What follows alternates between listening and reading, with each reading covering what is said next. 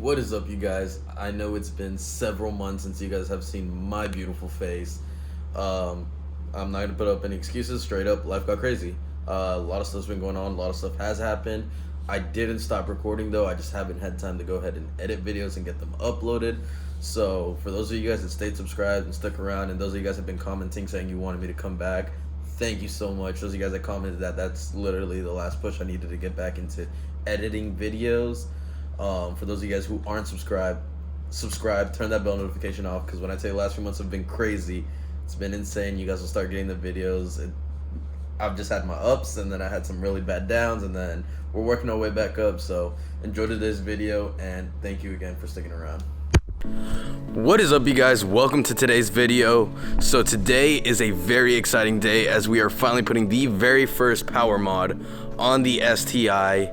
I was gonna try to do some big reveal, but by the title you guys can already tell what it is. You guys saw on last week's video the baseline numbers for the STI, and today we are throwing on the NVIDIA catless downpipe. So we have the divorced end catless downpipe. It looks a little worn. That's because it is used. I got this from my boy Sketchy. You guys will be seeing videos on his car very, very, very soon. We already shot some films, as well as we had some other stuff that we're planning on doing. So you guys will see Sketchy's car, but I bought it from him used, and today we are finally adding power. So I'm a little bit stressed out right now because my appointment is at 10:30 in the morning tomorrow to get dyno tuned, so this has to get done tonight, and this is the only car I brought up to the shop, so I'm stuck here until it gets done. For anybody wondering, yes, I have a base tune to be able to get me down to the shop. I cannot push the car hard until then, and Calvin, who is the tuner at Dotson's Tuning, told me to avoid hitting boost at all costs possible, just to make sure the car is safe. It just has to make a short drive down to his shop. He'll throw it on the dyno. It'll get properly pro-tuned, which that'll be next week's video for you guys, so I'm super excited for that. So with that said, I'm gonna go ahead and start taking the top mount intercooler off. I'll try to walk you guys through the steps, but there's plenty of videos on YouTube on how to do this, so I don't really want to beat around a dead bush too much. So let's start getting the top mount off. Alright, so I don't really have anywhere good to mount the camera, and I didn't come with a big tripod to set it up on that. I only have my GorillaPod, so I'm just going to walk you through what I'm going to be doing step by step, so you guys can keep up with it. Again, if there's any confusion, you guys can find 1,000 videos on how to do this on YouTube. I'm just throwing this as a progress on the STI. So the first thing we got to do is disattach the blow-off valve. I believe those are two 12mm bolts. Then we have to disattach the intercooler from the bracket right there, and another one right there, I believe, also 12mm. Next, you can either get a flathead screwdriver or an 8mm socket and loosen up that clamp, as well as the turbo inlet clamp, which is down there. I don't know how good you guys will be able to see that. Right in there on the red hose, if it'll focus. There's a red hose right there. That's where you want to unclamp it. You guys will see the hose clamp there. After that, it should just wiggle off. Getting the intercooler off isn't what's worrying me. Putting it back on is what I've heard is the hardest step of this, as well as just breaking the bolts on the downpipe. But we'll tackle this together and we'll get through it. So I'm going to go ahead and start doing everything I just told you guys, and I will update you guys once it is off. Alright, you guys, so back with an update. The intercooler is off, and it is right up there. So to get the intercooler off, like I said, the only thing I didn't put before, so Phil over at Kraken Motorsports removes these all the time. So this bracket right here is normally right there, and it's held by two 12mm bolts after you remove it from the intercooler. He recommended taking the bracket off to actually make it easier to slide it out, and it definitely was easy getting the intercooler off. I am worried about putting it back on, but we'll deal with that when we get there.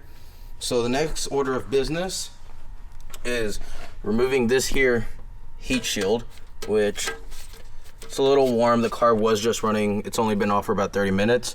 So I gotta remove the heat shield. I'm assuming I have to rewatch. I'm assuming I have to take this bracket off for the intercooler. It's 10 millimeter bolts all around. I believe it's 7 of them, but I will confirm that once I get it out. After that, we will have access to the turbo and the downpipe, and we can put PB Blaster on the bolts to get them nice and loosened up, and then after that, we go underneath and finish removing the downpipe. So So far, easy. I was expecting this part to be easy. The heat shield, it's just weird angles that I'm gonna have to deal with. I am worried about the intercooler going back on, but like I said, we will figure this out together. I will give you guys an update once the heat shield's off. All right, you guys, so it was a lot harder than I expected, but we did remove the heat shield. This was an absolute pain. The one thing I do want to point out, because I kept messing with it, is that screw right there. There's another screw right next to it. You can see the hole, if it'll focus. That screw is actually going to stay on. It doesn't come all the way off. It's only held on by that. So, the other thing is, with my AOS, I had to move around all my hose piping. That was a huge pain in the butt. But heat shield's out. Right there's the turbo connected to the downpipes, and I'm going to PB blast them, let them sit for a little bit, probably 5-10 minutes to penetrate. And then we start tackling taking off the bolts, which I'm also expecting to be a headache. So far this downpipe is beating the absolute crap out of me, but I'm still determined to get it done, get it replaced. I really want to put the heat shield back on to protect cylinder 4. I don't know if that's going to be able to happen with the aftermarket downpipe. If it can't happen, then I will order one. I know Cobb makes a heat shield for it, so that'll get ordered and we'll put that in, but that's where we are now. So I'm going to work on actually loosening up the downpipe. Again, PB blaster, let it sit for about 5-10 minutes to penetrate the bolts.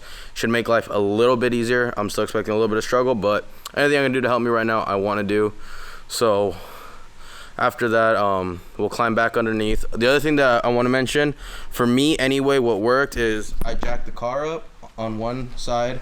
It's on a jack stand. I was able to attack the bottom nuts of the heat shield better from underneath the car. And now the car's already jacked up for me to hit the bottom bolts of the downpipe. There's a little hanger bolt, which on the stock downpipe, it'll be the same location right here. I believe that's also a 14 millimeter to loosen that up. Then I believe it's 14 millimeters to loosen the downpipe to the cap back, which we're also going to do. And then these are the bolts that I really am worried about, is the one for the bell mouth. So we're going to start attacking those on the stock downpipe in the car. Again, more detailed videos, there's more on YouTube. I recommend Smedia and Cameron Alford. Their videos help me a lot getting myself prepared for this. I'll update you guys once we get the downpipe off. Alright, you guys, so my camera died, so we are on the iPhone, but I am determined to get you guys this video. So once again, having a 2019 kind of made things a little bit more difficult for me. I have a couple extra bolts I had to remove versus the older models. But at the end of the day, the downpipe did come off. As you can see right here, we have OEM versus NVIDIA. You can instantly tell just how much thicker this is. And the part that I'm most excited about is the endings. So right here, you can see that it's got that plate right there to block it off. And it's just that single exit.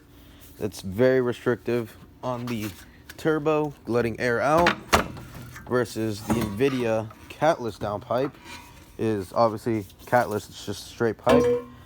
But look at how big that hole is. And it's divorced end to keep the turbulence down from the exhaust and the wastegate of the turbo. And luckily, this one already came with an O2 sensor, which was, yeah, based on the wire, might replace it and just go ahead and put the one off my downpipe on it just to be safe. Don't want to run into O2 sensor issues, but basically, to get it removed, I had to remove the cap back, the cap back bolts.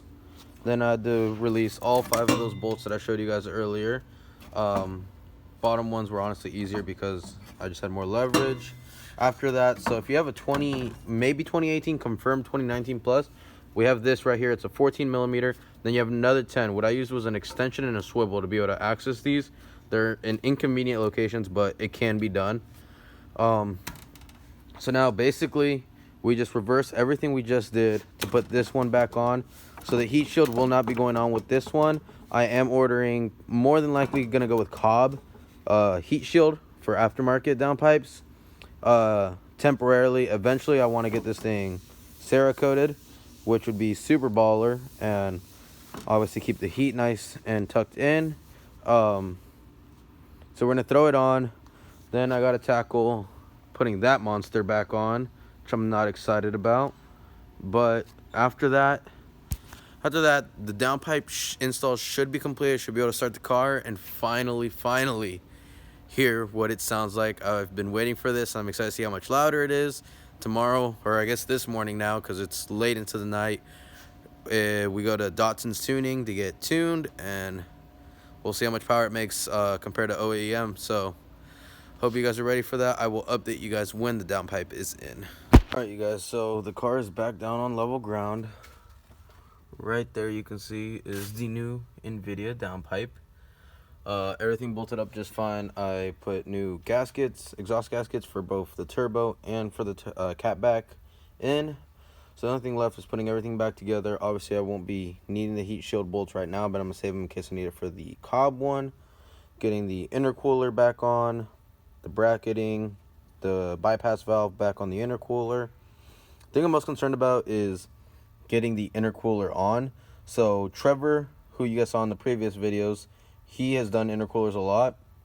He says to try to get the red hose in the turbo inlet first, then align the black one, put them together, and tighten everything down nice and tight. And then after that, it's easy. Just bolt it down, bolt the bypass valve on, and then it should be ready for first startup.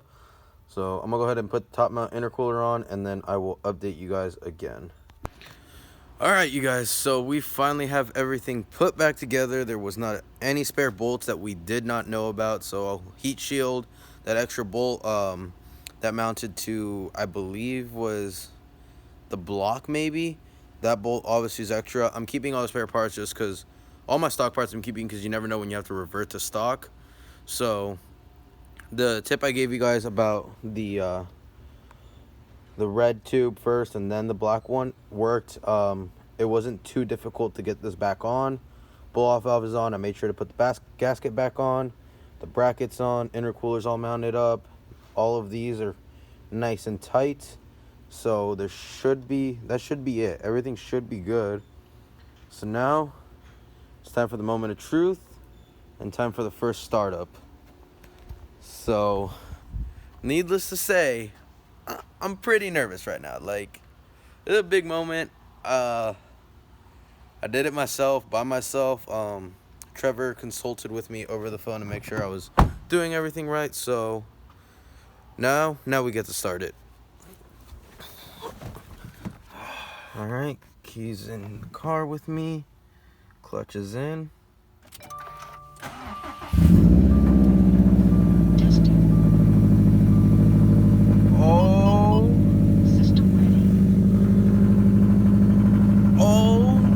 God, that is nasty.